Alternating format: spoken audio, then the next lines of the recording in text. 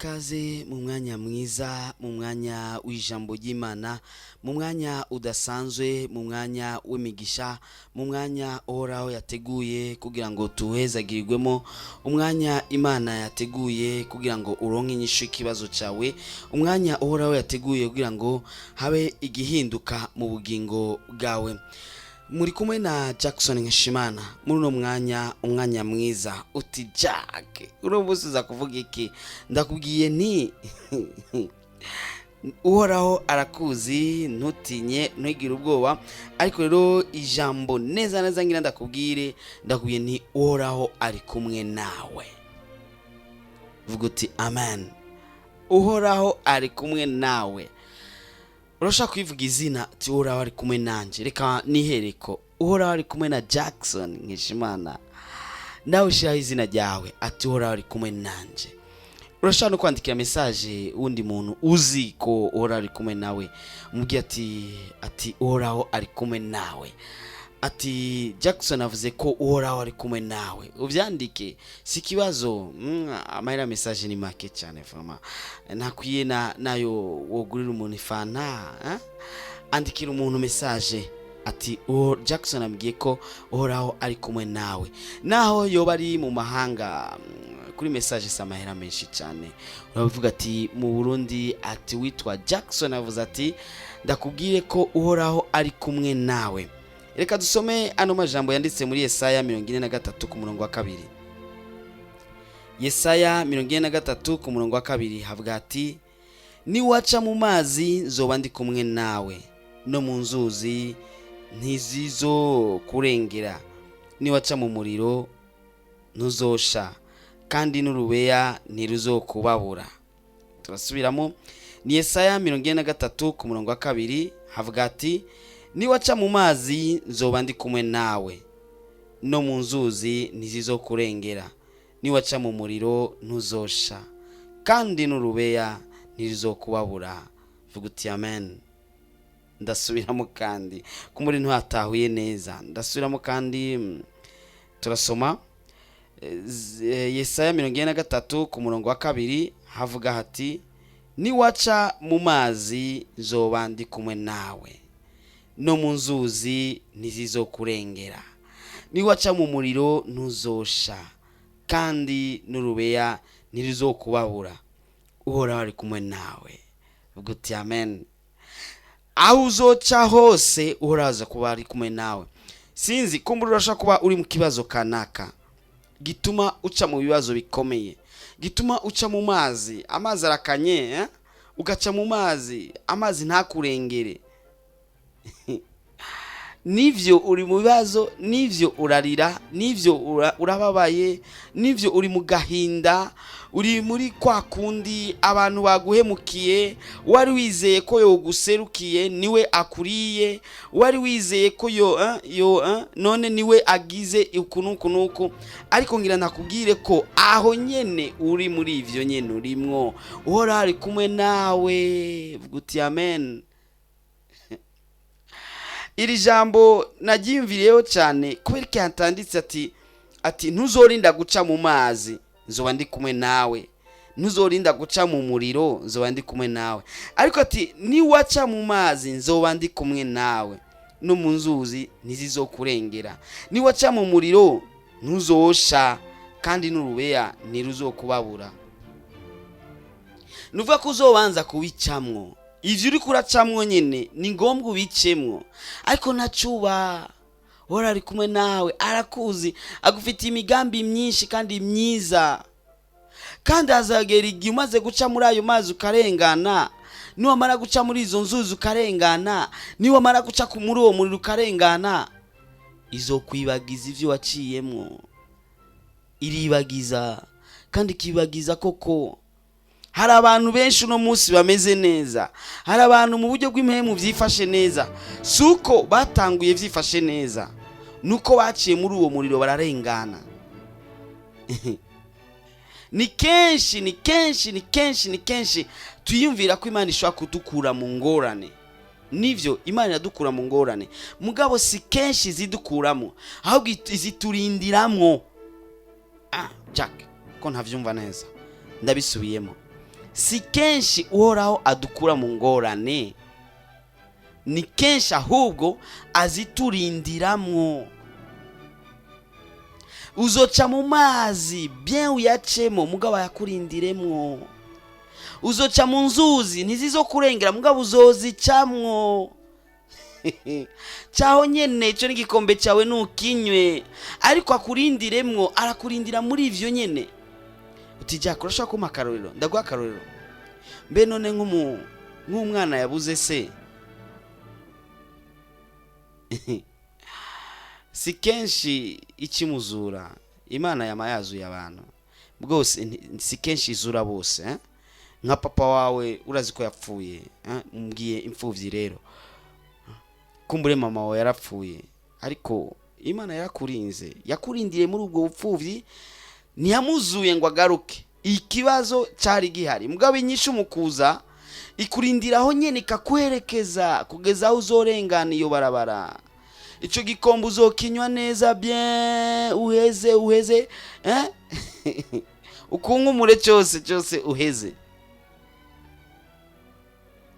Naho bigoye kuvuga, naho bigoye gutahura, naho bigoye kumva, aho nyene uri kuraca, aho nyene umviriza neza, aho nyene uri kuraca, ivyo nyene uri kuracamwo ntiwabiciyemo kugihamana. Hapana,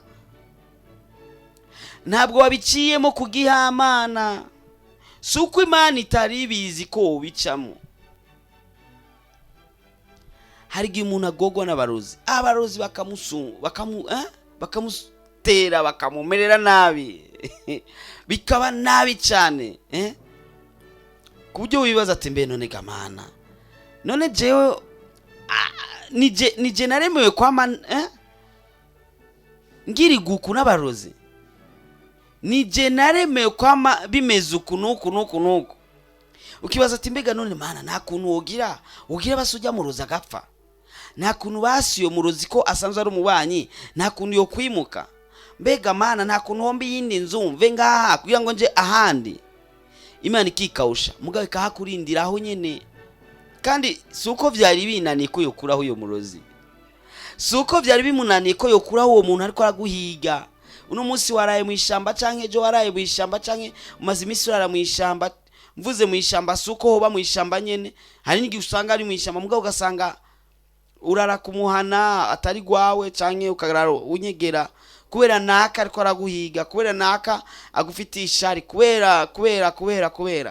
Kandi Imana ntivyari binaniye ko yokuraho uwo muntu, ntivyari binaniye ko uwo muntu kumbure yo kwisanga ari mu gasho, ntivyari binaniye ko uwo muntu yoca gwara kibagira, ntivyari binaniye ko yokwibagiza ivyiyumviro vy'ujya muntu ntahava gukurikirana. Ariko aho nyene muri ivyo nyene irahakurindira kandi bien, kandi bikagenda neza. Uti Jack ugomba kuvuga ko nzobana ncaha nyene. Urashobora kudaca ngaho ukaronka iyindi nzira, kandi iyindi nzira hari igihe usanga inzira wari kuracamo yarimwe amahwa, ukavuga ati ndonsi iyindi nzira, ugasanga ya yindi samahwa y'ibiti ahubwo na mahwa y'amafera beton. Ugasanga na mahwa umenga yakozwe mu buhinga bukomeye, uhonyoye ko bikomera cyane. Hari igihe wibaza ko wahuye na musozi, ugasanga ni ahantu haduga mu Kigobe. Murabona mu Kigobe uri kuja mu Kamenge ari ahantu hameze nk'ahataramutse gato, ukabona umenga n'umusozi ukomeye, mugabo waca mu yindi nzira ugasanga hoho ni wa musozi w'Ibugarama. Uti none bigende gute? Mugabo uhorazo kurindira aho nyene. Guma mu bwizigigwa, ugume mu masezerano y'Imana, uhace uri kumwe n'uhoraho, ufise chorus yo gushima no guhimbaza Imana, kugeza aho abadayimoni mu kuzimu bajugumira bagira ubwoba, bavuga ati oya vraiment, oya nawe nitwigeze kubona umuntu ashima mu bihe bigoye nk'ibi. Mu gihe waraye inzara ugashima, uhoraho bimukora ku mutima akavuga ati ya mu gihe wabuze uwawe ukavuga ati Imana urakoze kuko wabigize ubibona kandi wabigize ku mpamvu zawe, urakoze ko washimye ko biba uko byabaye. Wagize ikibazo kinini wumva umenga kiravimvye mu mutima, birashika igihe wumva umenga worira, hari igihe urira amosozi ntakoroke, hari igihe amosozi akoroka nturire, ugasanga biracanganya ukuntu kubera ibibazo urimwo, ukumva umenga wozita ukiruka, ukumva umenga wokurira ku giti, woja mu ndahazi, ukumva umenga urabuze icyo ufata cyangwa icyo reka. Aho nyene nubwo bizoba bimeze uko, Uhoraho bari kumwe nawe. Niwibuke babigisha ba Yesu bari mu kiyaga, ikiyaga cyarahuhuse, mugabo mu gihe bari kumwe na Yesu nta kibazo bigeze bagira, kuko harageze umwanya babona ati karabaye byashize, uravuga ati stop. Yesu yaciye abwira ingunzi ati stop. Abantu bose baratangara ati mbe uyu n'umuntu ki? Ikiyaga n'amazi bimwumvira. Si ivyo vyonyene bimwumvira, nubwo bukene bwawe buramwumvira, kandi ntibyari binaniye. Ndabisubiyemo, Yesu ntibimunaniye kugukura muri ubwo bukene, mugabo hari umunsi azogukuramo. Yesu ntibimunaniye kukuvura iyo ngwara. None ntamuronka ibishinga naye byabo yakijije. Tuvugana ukuri, niho wumva ibishinga naye yaba kuri eglise wanyu, yaba mu bantu bandi, yaba ku radio n'ahandi, niho wumva ibishinga naye by'ivyo Yesu yakoze. Ariko icyo no kubwira neza ubimenye neza, ngomba ko woca aho nyene, kuko imbere hari umugisha. Hari igihe umuntu akubwira ijambo ukabifata minenegwe, mugabo nturifate minenegwe, kuko aho nyene hari umugisha wawe. Aho nyene ni wahaca mu bwizigigwa, ni wahaca uri mu masezerano yawe neza bien, ukumva kuri kumwe n'Uhoraho. Hace widegemvye uri kumwe na Yesu, ushima Imana, uti Jack hari ibintu udashobora hari ibintu udashobora kusuporta, hari ibintu Jack, nuko utazi ubuzima bwanje. Hari igihe usanga naciye muri vyinshi kumbure kuruta wewe. Yes, mugabo ndashima, nkatwenga, nkahimbaza Imana, nkatazira Imana, kuko ndazi inyuma yaho, inyuma y'ivyo hari ikindi kintu kiri imbere. Uhoraho ari kumwe nawe kandi agomba agire neza. Reka ndaguhe kano karirimbo wumvirize gatonya gusa, usikate tamaa.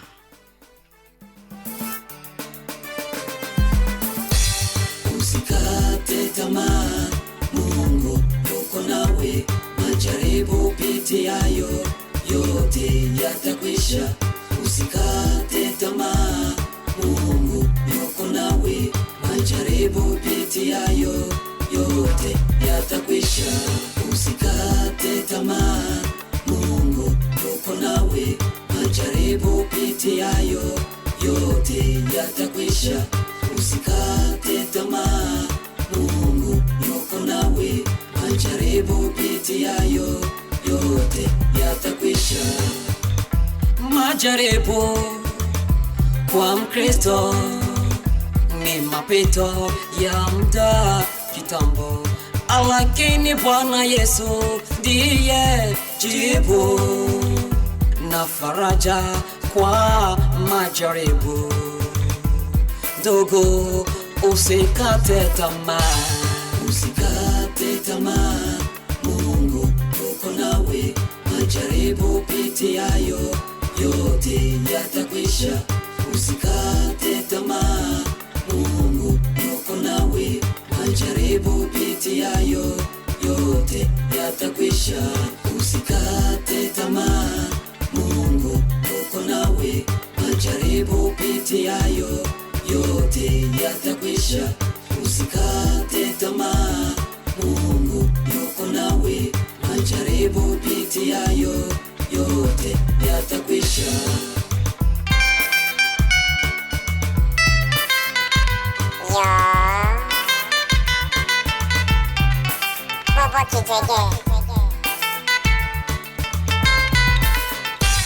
uliyoyapitia.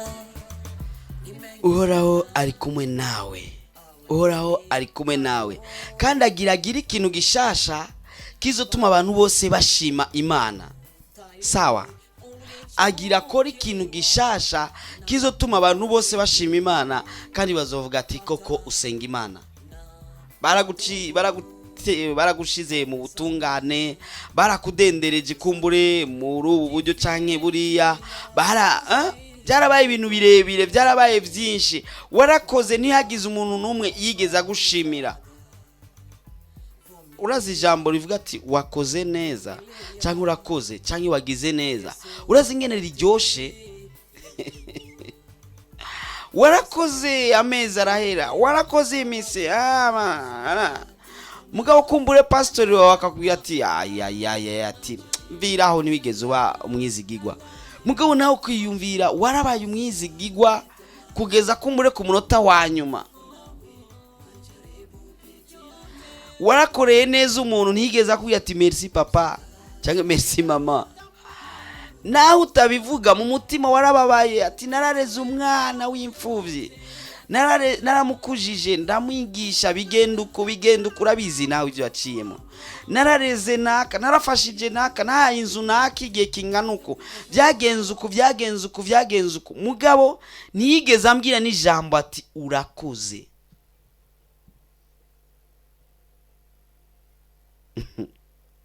Byarakubabaje, byarakuriye umutima, warumvise ati umenga ndazi, ukumva umenga wobita, wo kwiruka, wogira gute. Mugabo hari ikintu Imana igomba gukora kuri uno munsi, kandi ikintu gishasha abantu batari bazi. Uze wihorere gusa, wihorere.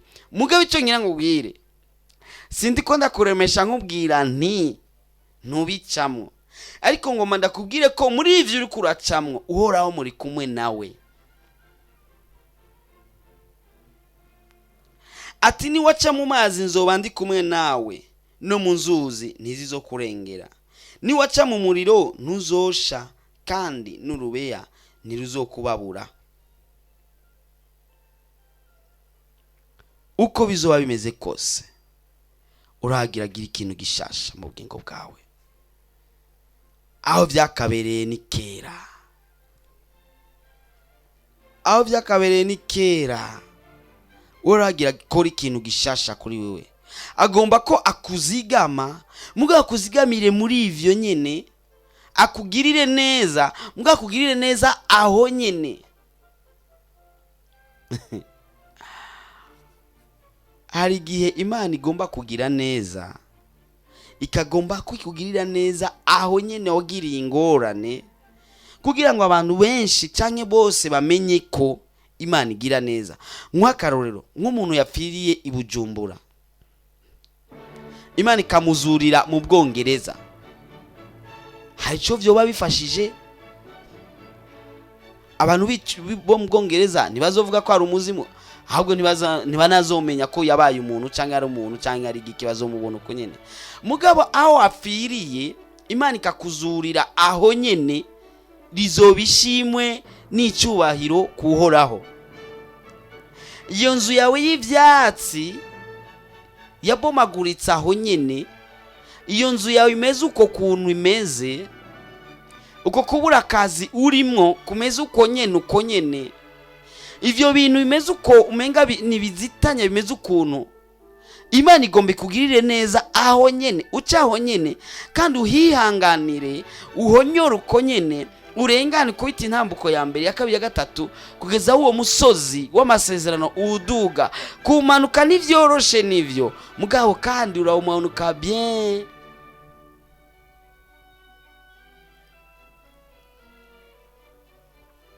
Uti Jack, je umugore yarantaye, antana abana, ndi mu bitaro kumbure, ndi mu ibohero kumbure, ndi hanaka hagoye kumbure, ndi bimeze uku. Ati je umugabo yarantaye, mfise inda, nakana kumucuko, ntagira akazi, bibaye uku, abavyeyi bapfuye, byabaye uku nuku. ibyo waciyemo byose, rengana ushike hirya y'umusozi, rengana ushike hirya y'uruzi. hari icyo uhoraho arindiriye ko yo gukorera kandi cyiza. Kandi Imana igomba kugira neza, ntiraba ibintu binini cyane, ikorera kuri to duto ufise, utwo nyene uko nyene uri aho hatonye umenga ni aracari hasi, umenga uri hasi cyane gose. Mugabo Uhoraho agomba ace aho nyene kugira ngo icimwe giwe rishike hejuru. Igihe Yesu yagaburira aba bantu 5,000, ubisomye muri Luka 9 ugasomaho hose cyane cyane ku murongo wa 13, yabahaye imikate 5 n'ifi 2. Hakaririmbo naririmbye kavuga ati Yesu nakupenda wewe ni mtamu sana kuliko ugali na samaki. Ati Yesu uraryoshe kuruta ifi n'umutsima. Abantu bakunze ifi n'umutsima, mugabo benshi muri bo ntibigeze bakunda Yesu, mugabo bakunze ya migati n'isamaki yabahaye. Ivyo n'ibindi tuzovyiga ko hanyuma kumbure. Ariko ngoma ngubwire ni iyo Yesu ababwira ati genda mugure ku mangazini imikati kuyaba abantu n'ifizi kuyaba abantu, nta gitangaza cyari kuba kirimo. Iyo avuga ati tugiye gukora igikorane rero mubwira abantu umwe wese aze yizaniye injya maze bakaca bazirira ngaho, nta gitangaza cyobayemo. Mugabo hamwe ata muntu numwe afise ikintu na kimwe, ata numwe afise naho yoca. Mu bantu 5,000 Abisirayeli ntabwo baharura abagore n'abana, abantu 5,000 by'abagabo. Urazi kandi ko ibintu by'ibikorane ari abadamu babyitabira cyane, bakaba ari banasanzwe ari nabo benshi. Dufate ko abadamu bangana nk'ibihumbi 6. Dufate abana, umudamu wese akaba yajazanye umwana, hakaza n'undi mwana yizanye. Uharura icyo gitigi cy'abantu bafunguye.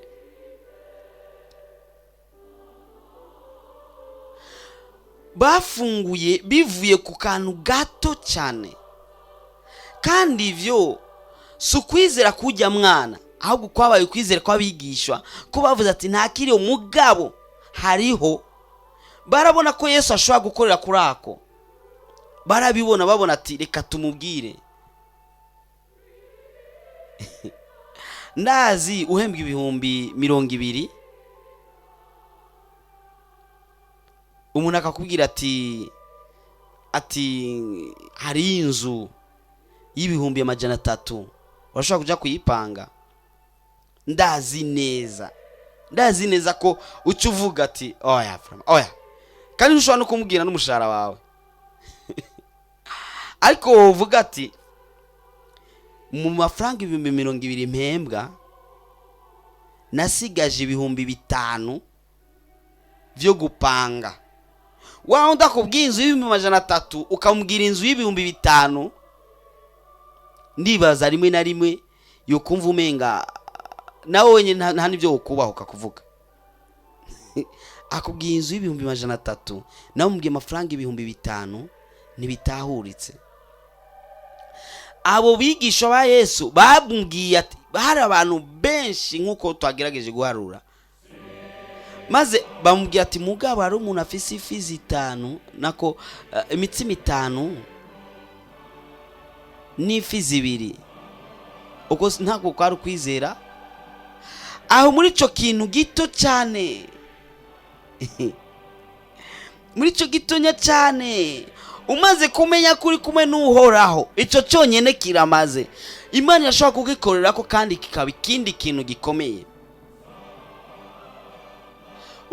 Usomye mu Bami ba 2 igice cya 4 ku murongo wa 2, urabona umupfakazi yari mu bavugishwa, nako umugabo we yari mu bavugishwa, maze arapfa. Yarafise ideni, umwenda w'abandi, kandi byasaba ko baza gufata abana biwe 2 baje kubagira abacakara canke muravyumva abantu baja gukoreshwa badahembwa. Si nk'ubu, ubu bucakara bwarahavuye. Maze abona Elisa arabimubwira, hari igikorwa Imana yakoze kuri we bivanye n'utuvuta dukenya yari afise.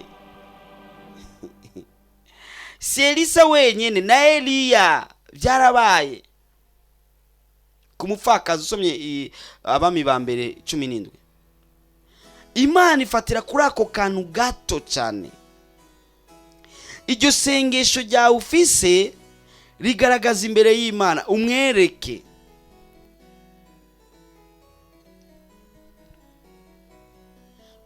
Witandukanye n'ikibi cyose, maze urabica Uhoraho akora.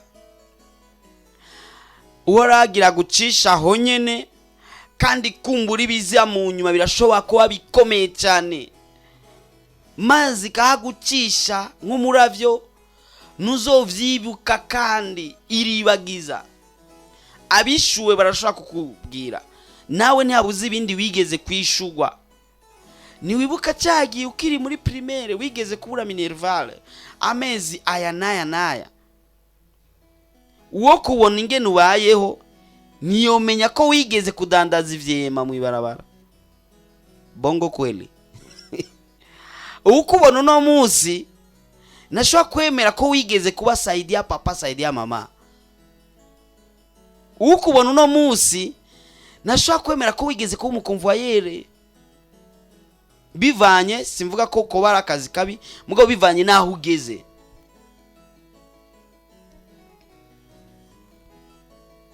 Uwo kubona no munsi nashobora kwemera ko wigeze guhembwa 5,000. Mbere uribuka ko wigeze gukora amafaranga 200 ku kwezi. None ko Uhoraho yagukuye aho hantu ikagushikana aho ugeze uno munsi, kubera ikatokora n'ivyo bindi bisigaye. None si Amana nyene. Usiogope, Bwana yuko pamoja na wewe. Wewe ni mtu wa thamani sana, tena mtu mkubwa usione. Unapopita malaika wanasimama na kukulinda na kutendea mema. Ahuciye abamalaika barahaguruka bakaza bakakukurikira. Nico gituma genda muri ya makinga ntugire insanganya. Nico gituma cyahahandi ntugire insanganya. Na wa munsi wagize insanganya Uhoraho yarakurinze, yakugiriye neza. Sasa problem iko wapi? Nta ngorane, nta kibazo. Nusubire kurira kandi, ahubwo fata umwanya ushime. Yes, fata umwanya ushime kuko Uhoraho yakoze vyiza kandi yagira gucisha aho nyine. Uti Jack, message ni yangu, ubutumwa ni gwanje. Yes, ni kwawe. Ivyo uri kuracamwo Uhoraho agiye kubigukiza, mugabo agucisha aho nyine mu kugukiza. Sinzi kurabona ingene bacura icuma, hari ivyo bita imivuba. Barahuha bakoresheje ibiti bibiri bimeze ukuntu ni shato n'ibindi, sinzi ingene no kubwira ingene babikora. Bagahuha icuma kigatukura, ariko ntigicika.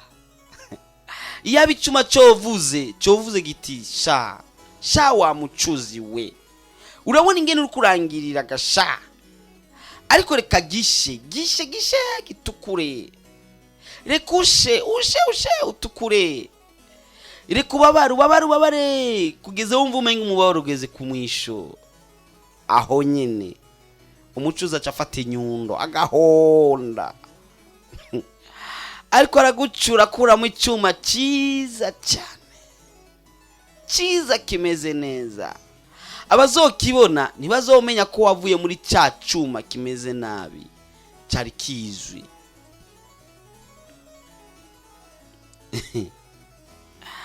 Oragira gucisha aho nyene kandi urengane, mugabo amazi ntazo kurengera.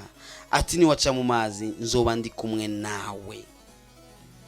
Urabu wikubwiye. Undi muntu yashingiye naye ati nari nzinanye n'umutegetsi runaka akomeye cyane, ati mugabo baca baramfata barandendereza banshira mu gasho.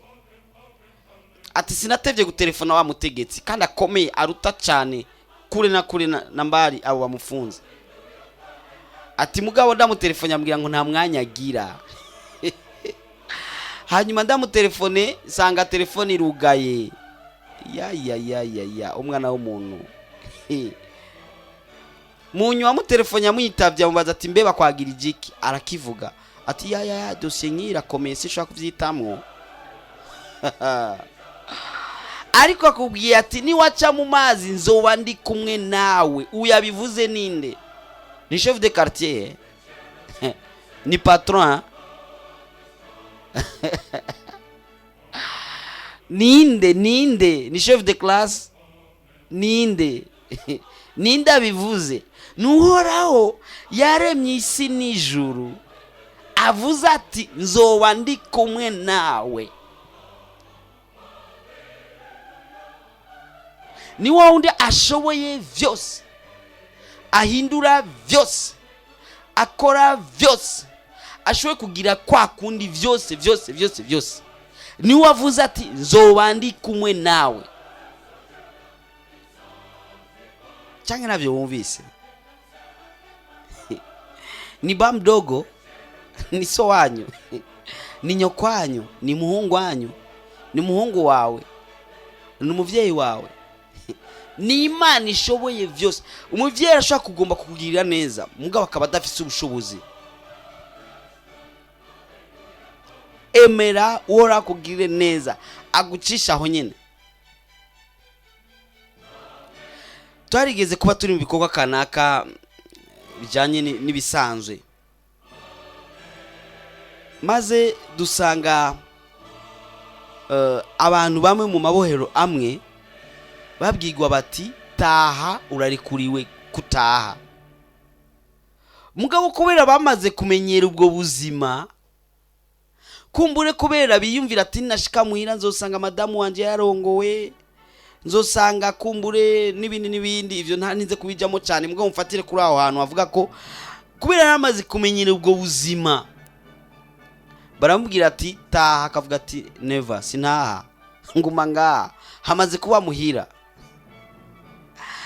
Harigeragezwa ryakubaye ko kugeza wumva umenga byabaye gwawe, ntushobora gutaha, ntushobora kuja mu buzima busanzwe, umva umenga byarabaye uko. Naho Jack akubwira ko uzohaca urengane, uzopfe kunshingira intaye gusa. Imana yamigira neza kandi benshi ndashimiye benshi mama banshingira intaye. Si ngombwa ko ndavuga ku radio mugabo ni benshi cyane toma twasengeye kandi Imana ikagira neza. Iyi ndiyo yo yarindwi y'amashimwe kuri jewe kuko nabantu benshi babonye ikigaza cy'Imana. Hari giye wiyumvira ati mbe ibintu Jackson ariko aravuga ni ibintu wenda ariko aravuga apfa kuvuga. Oya, nivyo nabonye n'amaso yanje, nikorejeho no kuboko kwanje.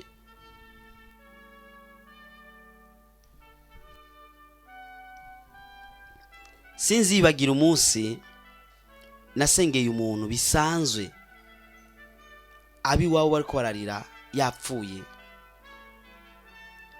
arazuka. Ati Jack byarabayeho? Yes, nabibonye n'amaso yanje.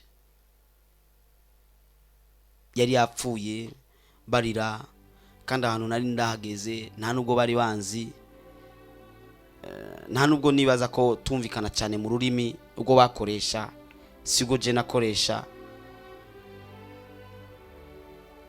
Mugabo ndasenga ndabwira Imana ati ni wiyerekane kuri Imana. Nsenze aravyuka, amaze kuvyuka candiruka. Nari nkiri muto gato mu vy'ingabire, ndiruka ndavuga ati oya nibikunda kumbure n'umuzimu. Ndiruka ndanyegera ahantu bene umuntu baca banyiruka inyuma baraza baramfata bavuga ati nuyu niwe yamukijije. Ndavuga no yasijewe n'Imana ngo yango byaciye muri wewe. Ese dufashe nabibonye n'amaso yanje. Abakize za sida, abakize amaso, abakize ibitigu, abakize ingwara zitandukanye. Ivyo ni ibintu nabonye n'amaso yanje, si nkuru mbarirano, ni nkuru niboneye nikorejeho n'amaboko yanje. Ni impamvu kizotuma uhora atokugirira neza nawe? Ndakubaze, ni impamvu kizotuma uhora atakugirira neza nawe? Agufitiye imigambi myiza kandi myinshi.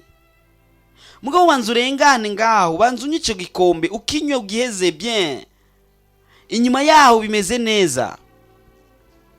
Ivyo uzosanga imbere ni vyiza cyane kandi bimeze neza. Mugabo kuri uno munsi ntushobora kuvyizera kandi no kubitahura kuko utabona imbere.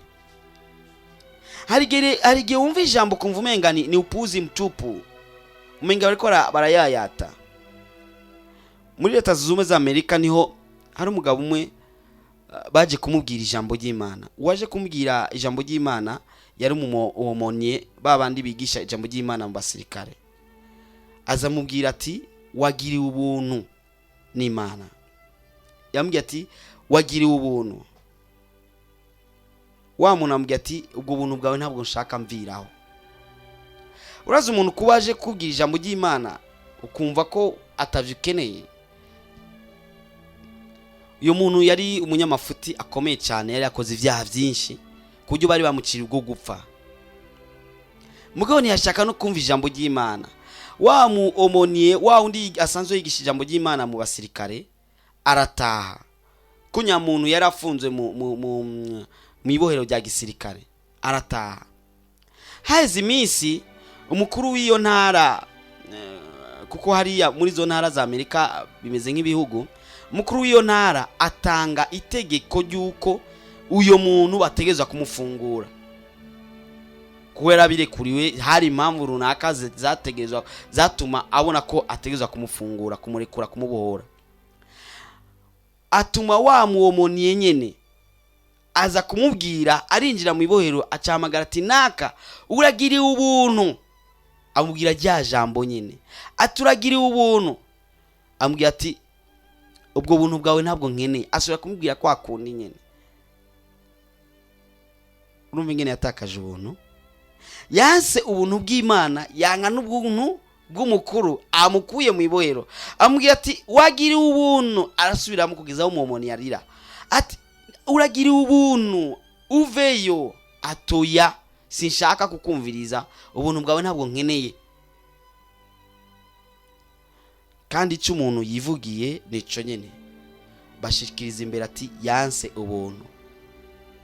Umunsi uko bamunyonga yavuze ati mume akanya gato mvuga ijambo. Ryari ijambo ribabaje cyane kuko yaciye amenya ko bari bamuzaniye ubuntu. Yavuze ati je sinyonzwe kubw'ivyaha nakoze, kuko ivyo vyovyo yaramaze kubiharigwa aho bari bamaze kumubwirira ubuntu kugira ngo asohoke. Sinyonzwe n'ivyaha nakoze, ahubwo nyonzwe no kutumviriza ijambo ry'ubuntu. Nuciye muri ivyo bibazo, nunaniwe kubera kumbure wananiwe, ariko ushobora kuba wananiwe kubera utumvirije ijambo ry'ubuntu. Uhora wari kumwe nawe kandi agomba akugirire neza. Ngira ndagusengere, sinzi ahuri, wifate mu gikiriza kugira ngo uhora wabane nawe, agucishaho nyene urengane ushike. Kandi akajambo numva ko no kurangiriza ko icyo uri kuracamo icyo nyene nico kizokwandurukamo inyishu y'amasezerano yawe. Ati Jack uvuze ndabisubiyemo kandi nejo uzompinyuza kuko bizoba. Uzopfe gusa ku telefone umbwira icyo Imana yakoze. Icyo uri kuracamwo icyo nyene nico kizoba inyanduruko yo guhezagirwa kwawe. nico kizobamo inyanduruko y'inyishu yawe, nico kizobamo inyanduruko ya masezerano yose Imana yagusezeraniye byinshi, kandi ntuzi umunsi bizotangura, kandi ni kenshi warize uvuga ati Imana none ndiko ndasaza, none nzobibona gute, none ko ndiko ndapfa bizogera ryari, mbega byinshi. Mugabo nkubwiye ko ivyo uri kuracamwo wewe, yes yeah, wewe nubona ko wimenye wewe wewe ati Jack uriko uratwenga je ngandi ko ndarira, usanga nanje ndiko ndarira. Nkubwiye ni ayo mosozi yawe yarire bien, nta kibazo, Imana ntiyanga kurira ayo mosozi. Mugabo umenya ko aho nyene niho hazoba inyanduruko yo guhezagirwa kwawe, aho nyene muri ivyo nyene hizoba inyanduruko y'ukugirirwa neza.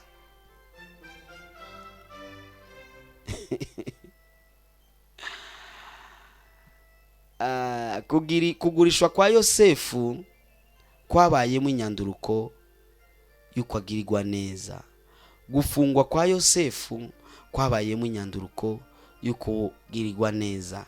Ni byinshi nawe urabizi. Reka dusenge, uce bugufi dusenge, wifate mu gikiriza.